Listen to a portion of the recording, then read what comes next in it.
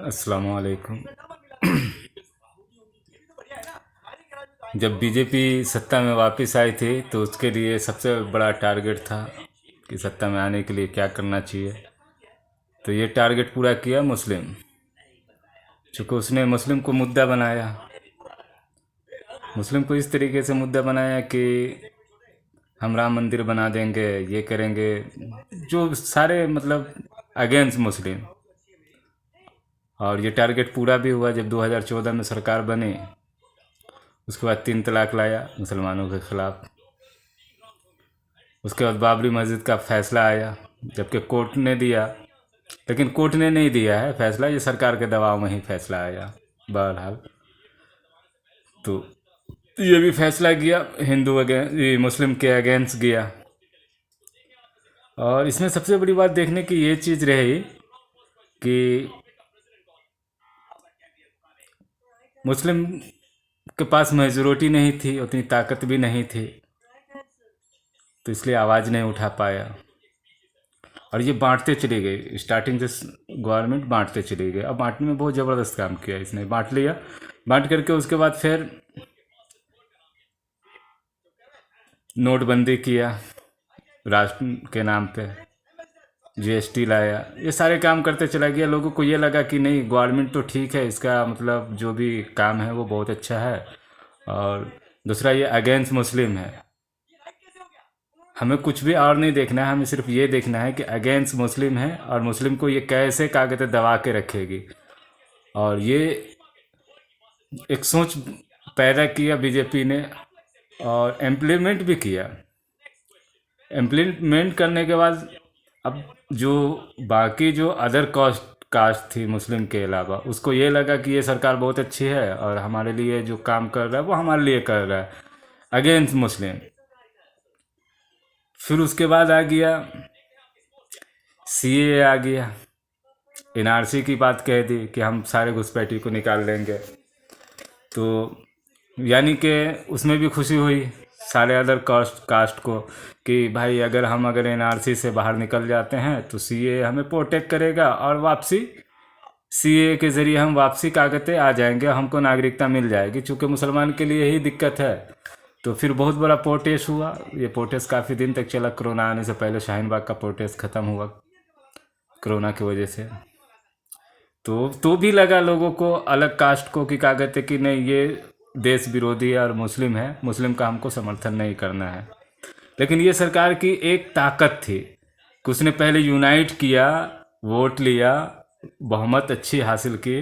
बहुमत हासिल करने को उसने सिर्फ एक जो ये इम्प्लीमेंट किया जो मुसलमानों के ऊपर, सिर्फ इसलिए किया कि सारे के सारे हिंदू वन साइडेड हो जाए और हमको ताकत मिले। और वो ताकत मिली सरकार को।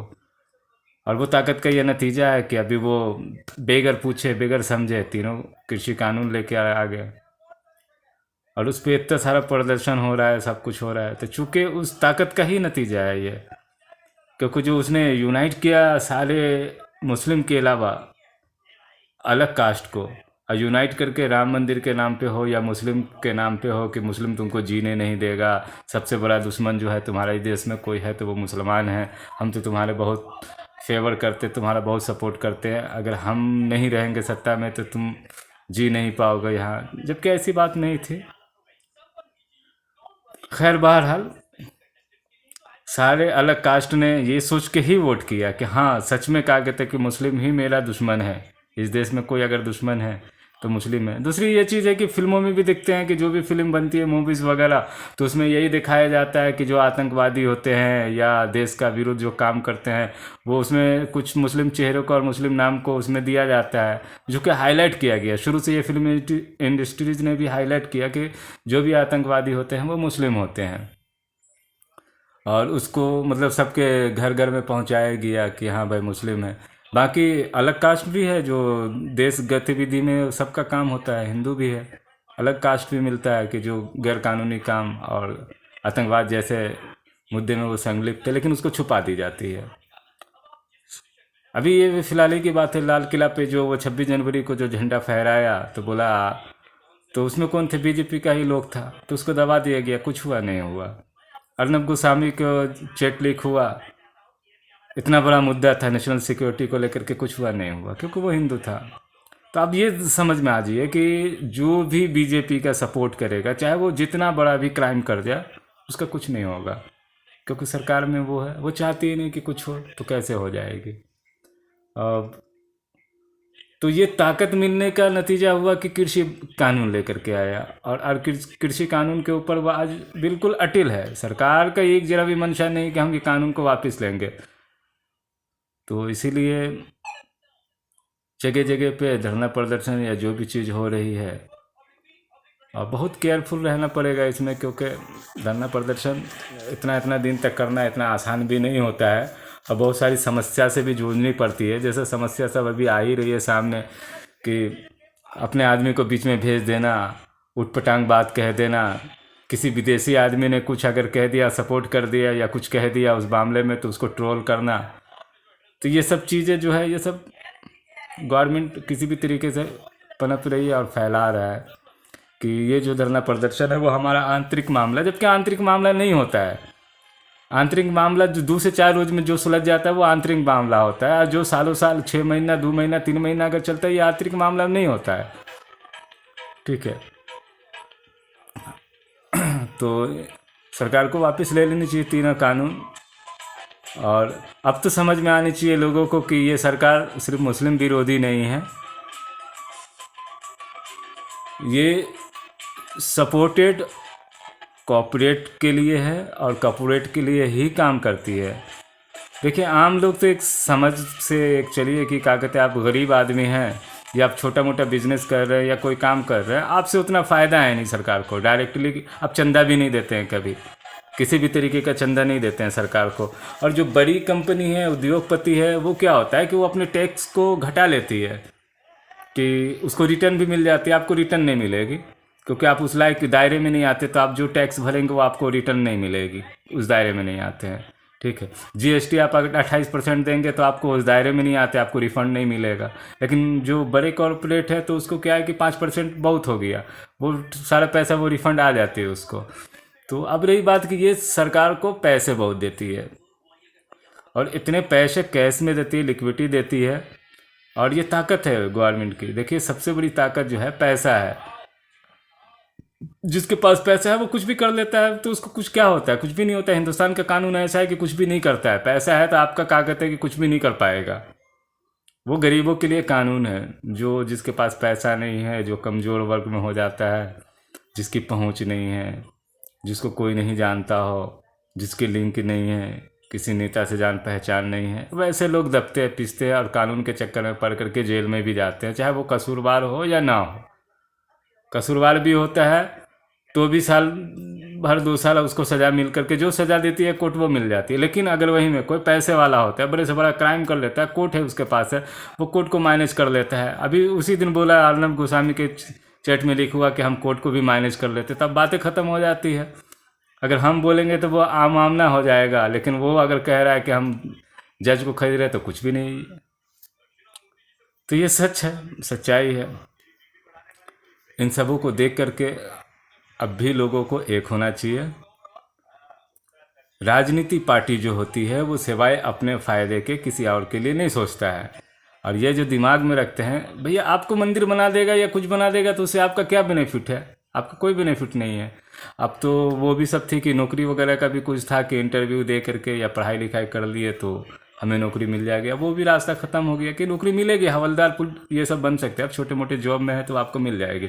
आईएएस हो गया, आईपीएस हो गया, ये आप नहीं बन सकते हैं आप, क्योंकि अब डायरेक्ट सरकार का आगे तो इंटरव्यू करवा ले रही है। भैया कोई भी पढ़ा लिखा रह जाएगा, रास्ता देखता रह जाएगा, जिसके पास पैसा है वो बन जाएगा। पैसा, दूसरा पैरवी, जिसकी पहुंच होगी वो आईपीएस बन जाएगा। अब शुरू हो गया है, तो अब देखते रहिए ये सब क्या क्या होता है।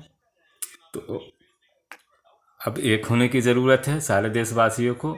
इसमें देखिए, किसान की बात जहाँ तक आती है तो किसान, मान के चले कि अगर हम शहर में रहते हैं, हम भी दिल्ली के अंदर में रहते हैं, शहर में रहते हैं लगभग 10 साल 12 साल से, तो इसका मतलब ये नहीं कि हम किसान नहीं हैं या हमारा बिलोंग जो है, पूर्वज जो है वो किसान नहीं है, ऐसा नहीं है। हम लगभग, जब मेरी उम्र थी 25-26 साल, तो मैं भी किसानी क्या करता था, हल जोता करता था, हल बैल हुआ करता था। उसके बाद ट्रैक्टर आ गए, धीरे धीरे खेती क्या कहते ट्रैक्टर से होने लगे, तो आदमी शहर पकड़ लिया, अब हम लोग भी शहर पकड़ लिए, शहर में रहने लगे, कमाने लगे, तो फिर गांव को क्या कहते कि थोड़ा ढील दे दिए। लेकिन ये नहीं कि हम किसान के बच्चे नहीं हैं, हमको क्या कहते हैं कि खेती गृहस्थी से मतलब नहीं है, हमें भी मतलब है। सबसे बड़ी चीज़ ये है कि जब कोई भी बड़ा आदमी बिजनेस करता है तो उसकी सबसे बड़ी ये चीज़ होती है कि हम कंपटीशन को ख़त्म करें। और जब ये कॉन्ट्रैक्ट फार्मिंग जब शुरू हो जाएगी और जब भंडारण का सिस्टम हिसाब किताब हो जाएगा, तो वो सबसे पहले क्या करेगा, उसकी कोशिश होगी कि हम कंपटीशन को ख़त्म कर दें, और कंपटीशन को वो ख़त्म कर देगा। कंपटीशन कैसे ख़त्म किया जाएगा, उसके लिए मेरा हिसाब जहाँ तक है कि बाज़ार के अंदर में सारे सामान को आप ख़रीद लो, ख़रीद करके स्टॉक कर दो। स्टॉक करने के बाद जो छोटी छोटी जो किराना की दुकान सब है, जो गांव देहात ये सब में जो छोटी छोटी दुकान सब है, वो उस दुकान को पहले ख़त्म कर दिया जाएगा। जब वो दुकान ख़त्म हो जाएगी तो वो गांव से वो जो किसान से वो जो डायरेक्ट खरीदता था सामान, वो नहीं खरीद पाएगा। उसकी एक वजह है मेरे हिसाब से। अब कंपनी क्या करेगी, अपना सुपरवाइज़र रखेगा, जाएगी वो गांव के दुकान के वाले के पास, बोलेगा भाई हमारी कंपनी से आप काम करो, हम आपको क्या कहते हैं कि सामान देते हैं, 2 लाख रुपये का सामान हम आपको देते हैं, आप इसको बेचो, हम आपसे पैसा भी नहीं ले रहे हैं कैश, कोई बात नहीं, आप सामान बेच करके हमको पैसा दे दीजिएगा। तो इस तरीके से वो बनाएगी। जब उधार पे उसको सामान मिल जाएगा किसी भी दुकानदार को, तो वो खुशी होगी उसको कि चलो यार, मैं तो 50,000 रुपये का मेरे पास पूंजी थी, अब 2 लाख रुपये का सामान दे रही है कंपनी, तो हम इसका सामान बेचेंगे तो हमें क्या दिक्कत है, हमें प्रॉफिट ज़्यादा होगी। तो ये प्रॉफिट के हिसाब से क्या कहते हैं कि वो तो काम शुरू कर देगा। अब धीरे धीरे क्या होगा कि जो लोकल प्रोडक्ट होगा उसको वो कंपनी बोलेगी नहीं भैया, आप हमारा सामान बेच रहे हो तो आप लोकल कोई भी दूसरा सामान नहीं बेच सकते हो, या तो आप लोकल सामान बेचो तो हमारा क्या कहते जो कॉन्ट्रैक्ट वो ख़त्म करो भैया, हम आपसे धंधा नहीं कर पाएंगे।